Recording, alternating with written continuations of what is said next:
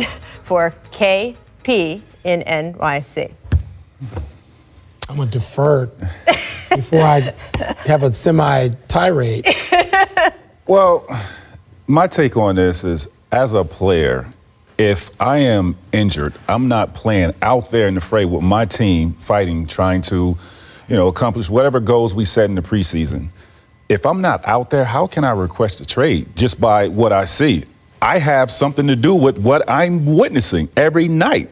So I don't understand why KP is, coming out now saying he wants to request a trade. I don't know if it's true. I mean, that's what we hear. But he's wrong for requesting a trade when he hasn't played in, it's been a year now? Yeah, because he's out with injury. So, no, this is wrong. I wouldn't even answer the phone to take that meeting with him. Are you kidding me? I mean, they had the meeting. He didn't accomplish anything. We're not talking about, the other guys we've been talking about, we're going to talk about the rest of this show, deal with, right. Anthony Davis and LeBron and whomever else, people who have played several seasons, had big seasons, had some successes, some disappointments, true. But Porzingis, what has he done? Say it one more time. Some of this needs to be earned. He's not even, Tracy said it best, and it's from a player's perspective. He's not even on the floor, Rachel. We will discuss this. We're going to have Ramona on later in the show to give us a little bit more information on this report. There is so much going on today. Welcome to The Jump. I am indeed Rachel Nichols. Mike Welbon, one of my favorite people on earth, has graced us with his presence. Thank you, Rach, for having me. I appreciate it. So happy you're here. And of course, the fabulous Hall of Famer, Mr. Tracy McGrady. So much going on today. But yes, as Welbon said, we got to talk about AD. And the real question is, who do you trust? That's the game going on in the NBA right now around Anthony Davis. And considering who some of the main players are, that's going to be a very tough question to answer over the next week. There are scores to settle, anger to mete out, and everything is suspicious. Take last night, the Pelicans' first home game since Davis made public his trade request. This is a side-by-side comparison of the Jumbotron video that New Orleans uses to introduce the team before games. You can see the version on top, right? And then the version they played last night, AD's image totally scrubbed Are you kidding me? out.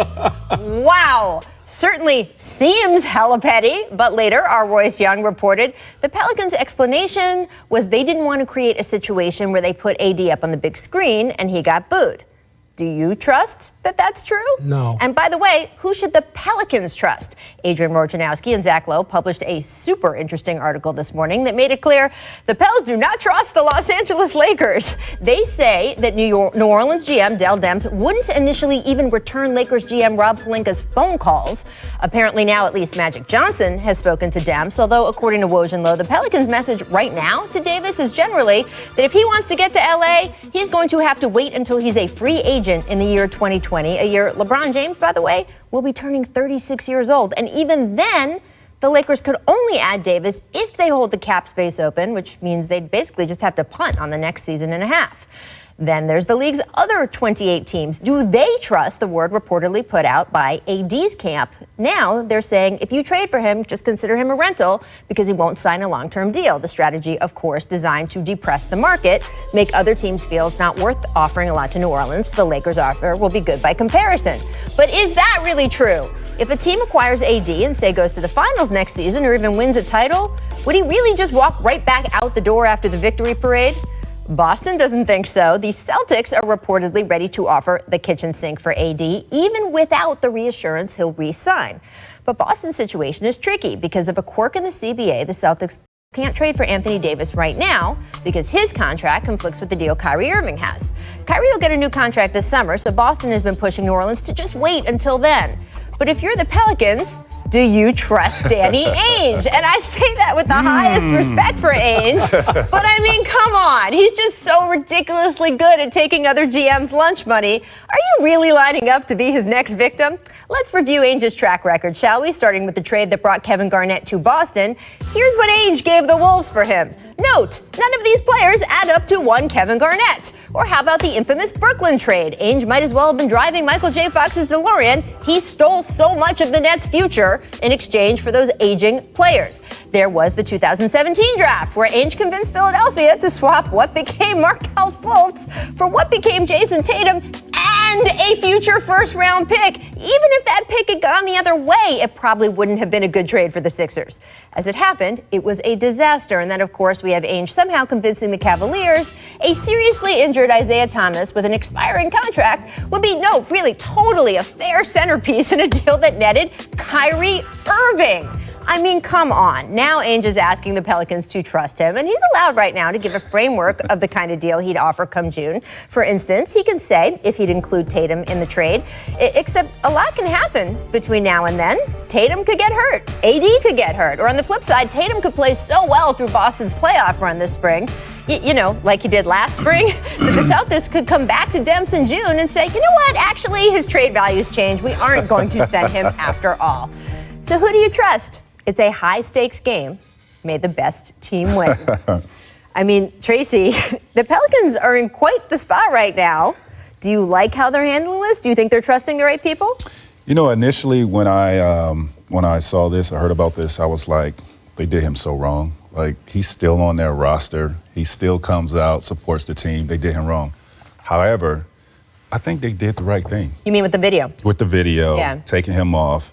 And the reason I say that is because I actually experienced this. Oh, really? Yes, and they are telling the truth about this because when I was in Houston, my last year, I got injured, and there's a lot that's going on behind closed doors that the media doesn't know about, that the fans don't know about, and we were clashing, we were going back and forth, and some stuff started getting out to the media, making me as the player look extremely bad, right? So I show up to a playoff game, and the intro, they're playing the intro, and my piece comes up, and they started booing. So I have personal experience in this. They did the right thing. So to me, they're handling it well on that part. Yes.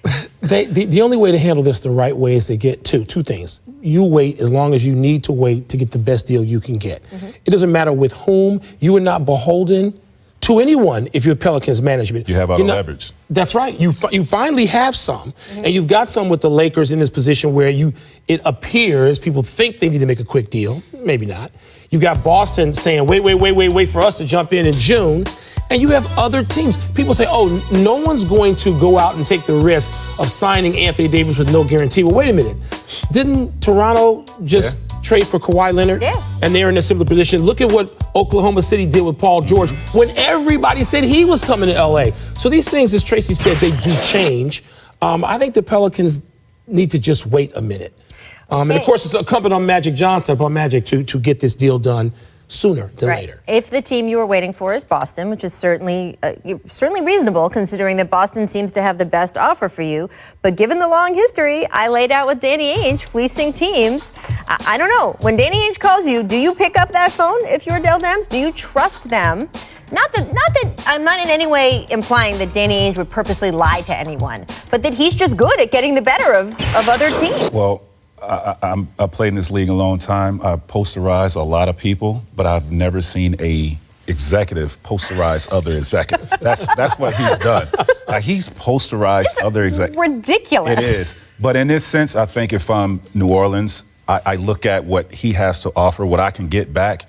I take that chance. I have to answer the call because I see Tatum's growth, the Roziers, the Jaylen Browns. Like, he has a lot of assets that can really, possibly change our franchise in the direction we want to change it in. So I'm going to ask for, unreasonably more from the Celtics so I won't feel like I'm getting played.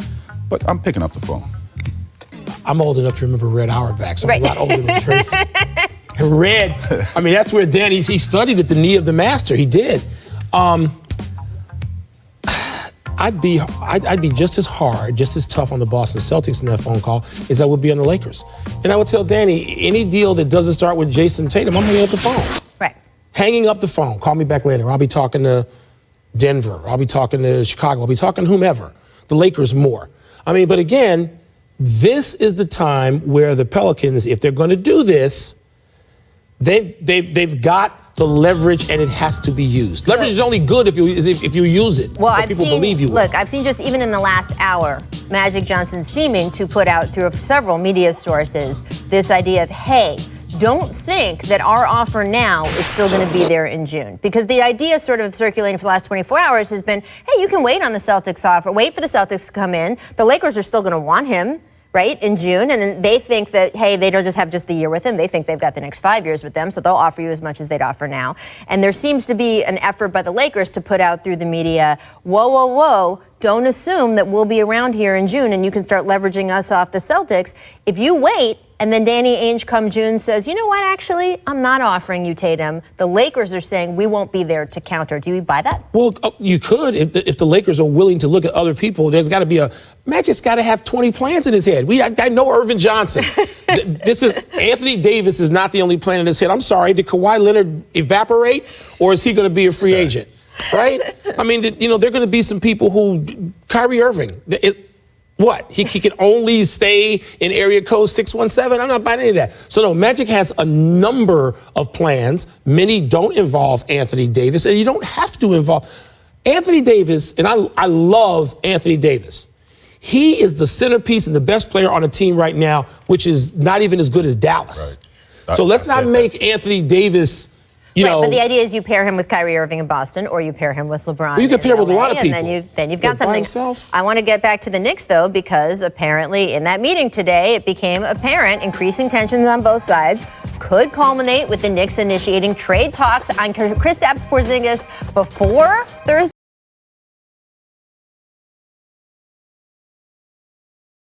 deadline.